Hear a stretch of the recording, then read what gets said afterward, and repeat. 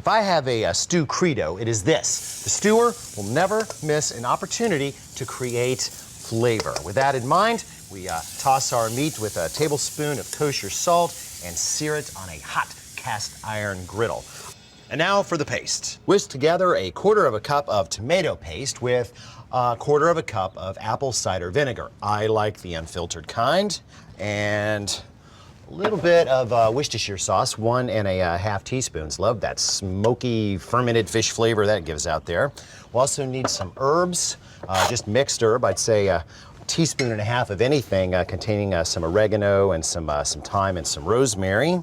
There we go. And last but not least, 1 tablespoon of either hot, smoked, or sweet paprika.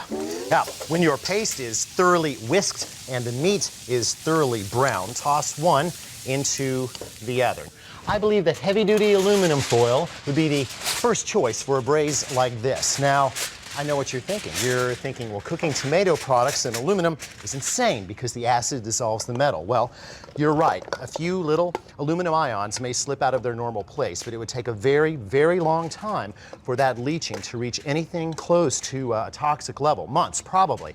Now, a tight seal is important, so crimp all the way down one side and then crimp up both of the ends. Our little bundle of joy goes in a cold oven, and I'm going to slide a little pan and set under it just in case there's any dripping. We will set for 250 degrees. Now, the total cooking time is going to be right at 4 hours. Time's up, my luscious lovelies. Now, our little metallic parcel here doesn't just bear one precious commodity, but 3. That's right, there's the meat, of course, but there's also the liquid and the fat that's cooked out. So we want those badly. They are full of goodness. I'm just going to open up the end of this and let that drain out. Aluminum cools down pretty quickly. There we go. Now the meat we want to cool, so I'm just going to move that up to a cooling rack, and we're going to leave it here on the counter for an hour. And this liquid we need to get into something that's a little easier to handle. So I'm going to drain that into this beaker.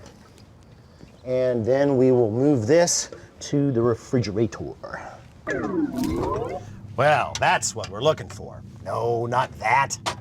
That nice solidified disc of highly flavored beef fat, which is settled on top. And just use a little knife and pop that right out. Now, if it doesn't solidify properly in your refrigerator, you can always stick it down into the freezer for a little while. Finally, we assemble the finished dish. Place a large saucier or a saute pan over medium heat and drop in about a tablespoon's worth of your fat puck. Wrap and refrigerate the rest for some other delectable application. Waka, waka, waka, waka, waka, waka. Never mind. While that melts, let's harvest some veggies. Peel and slice 1 large yellow or white onion. Next, we cube 1 pound of red potatoes. When the fat is good and hot, add your onions along with a big fat pinch of kosher salt and break the slices up into rings. Then drain and add the potatoes along with a healthy grind of black pepper. Next in the pot, the reserved cooking liquid. Very important. Lid up, drop the heat, and simmer for half an hour.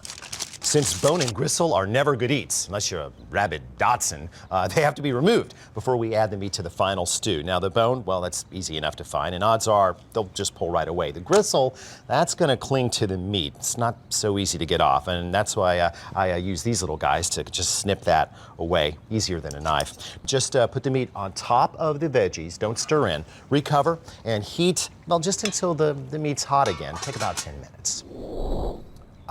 The meat is perfectly heated through, but it's not falling apart. That's because we let it cool down before reheating, and that is why stews, braises, fricassees, and blanquettes are always better the second day.